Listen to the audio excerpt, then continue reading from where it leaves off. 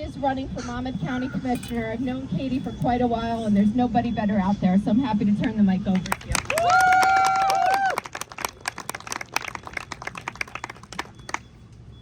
Okay, here we go. So first let me say, I am not a politician, so my speech is written as such. I'm not that good yet, so I am going to read. Ignore me, I'm just the podium. Okay, let's do it now, Katie. Right in your mouth. Okay, all right, wait a minute.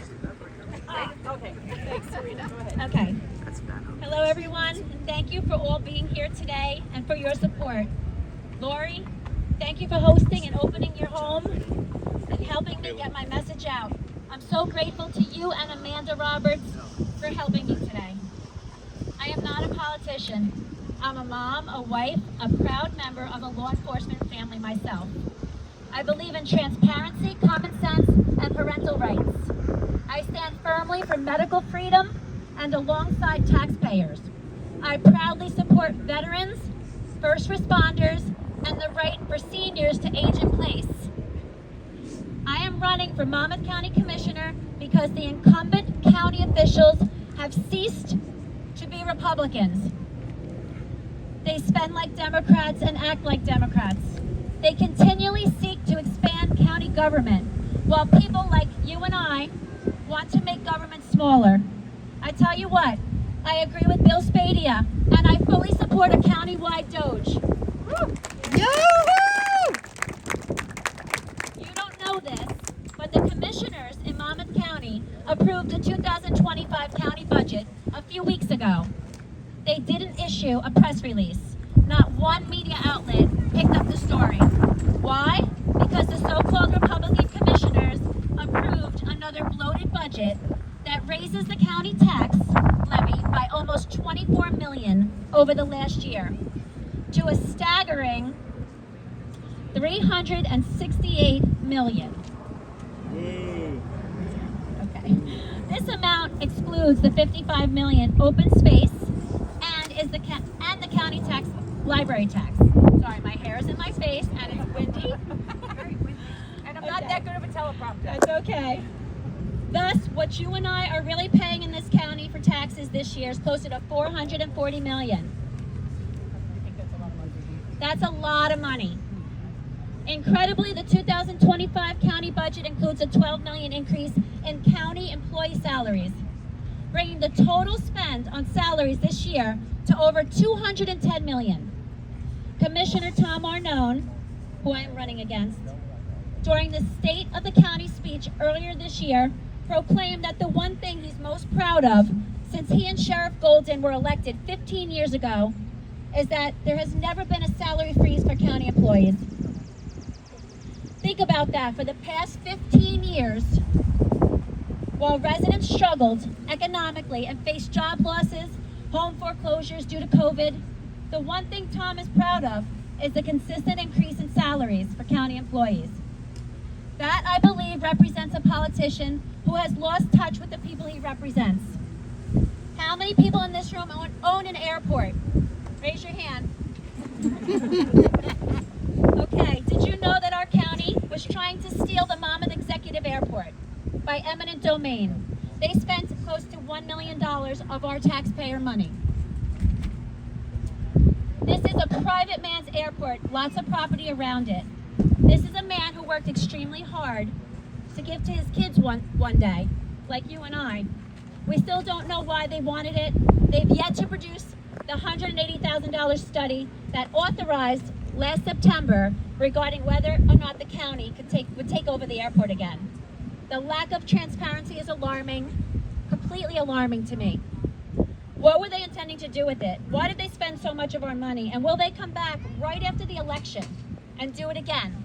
Because it's been only put aside. One critical issue that compelled me to enter this race are the property taxes in our county. As a real estate agent for 25 years, I face senior citizens moving from Monmouth County all the time because they cannot afford the taxes and young buyers not able to purchase a home due to the burden of these taxes. The situation worsens with yearly rolling tax assessments. Did you know you're assessed yearly?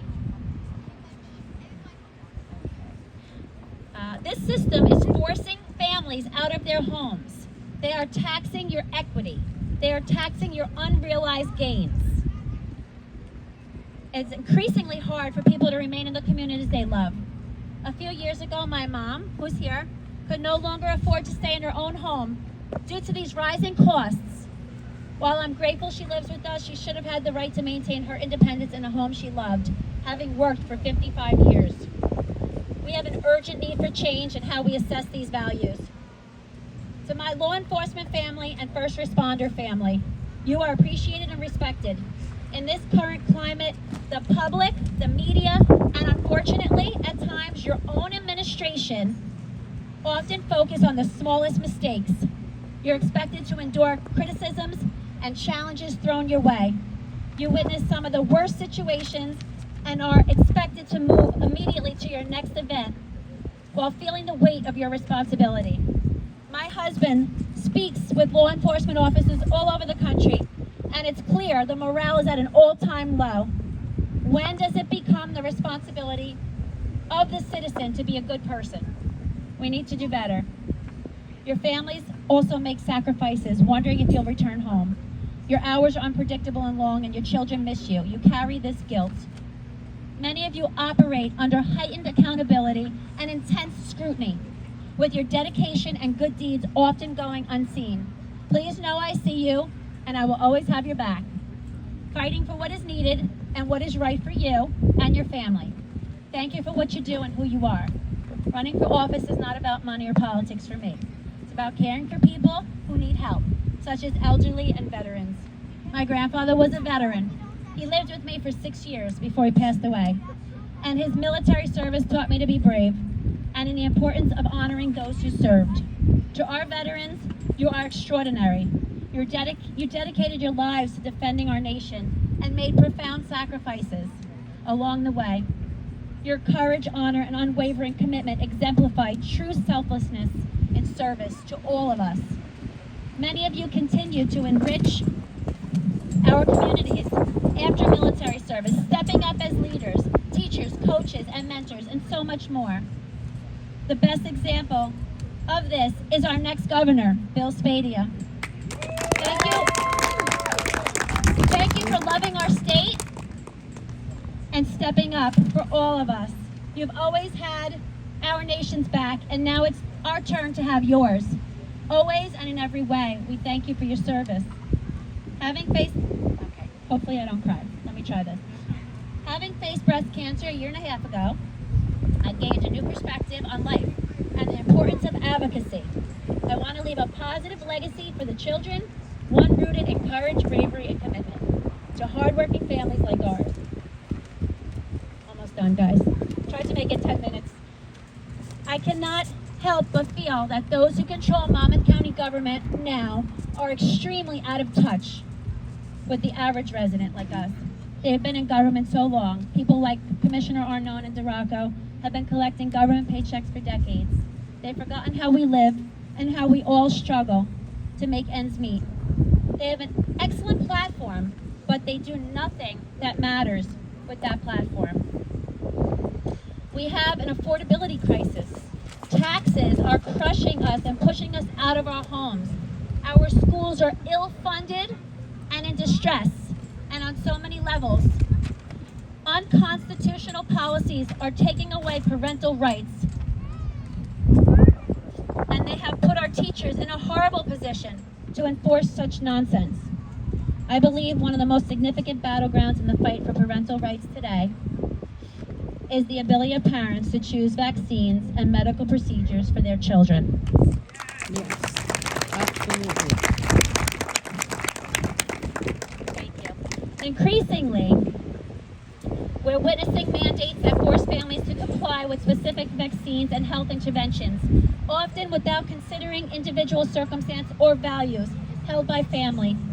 This is an infringement on our constitutional rights. Parents have the fundamental right to make informed decisions about their children's health, free from government overreach and coercion. Medical freedom is a cornerstone of personal liberty, and forcing families to accept mandated vaccines and procedures undermines the truth that is essential in in the parent-child relationship and in our healthcare system. We must stand firm in our belief that medical choices should be left in the hands of families, not dictated by our state. Together we can protect parental rights. Our county needs to step up and be the forerunner in addressing these issues. But our officials don't step up, and they won't. I will tell you now, if I'm elected, I will always remember how you live and how you struggle. I'm not running to be a part of the government insiders club. I'm running to break up the club and dismantle the massive entrenched political machine.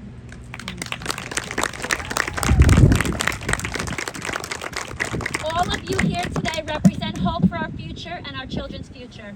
With the support, together, we can be a voice for families in our county and advocate for changes we need.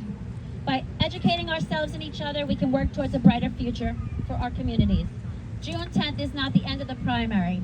It is the beginning of badly needed new life being breathed into the Monmouth County government. Please support me and my running mates, Danielle Belomo for County Clerk, Good save, buddy. Rich Castaldo for Assembly, and our true patriot, Bill Spadea for Governor. Yes. In the June 10th primary. Do what you can to help the campaign and get the word out. We desperately need change. I have a great idea to leave you with. Let's do the 20 voter challenge. Can each of you help us out and make sure you confirm that 20 people get to the polls to support our team on June 10th at the primary? Remember, by fueling us, the core 4 conservatives I've just mentioned, to victory, you will have eyes on the inside like never before, and we will ignite change. So thank you so much for coming, and have a nice day at the farm.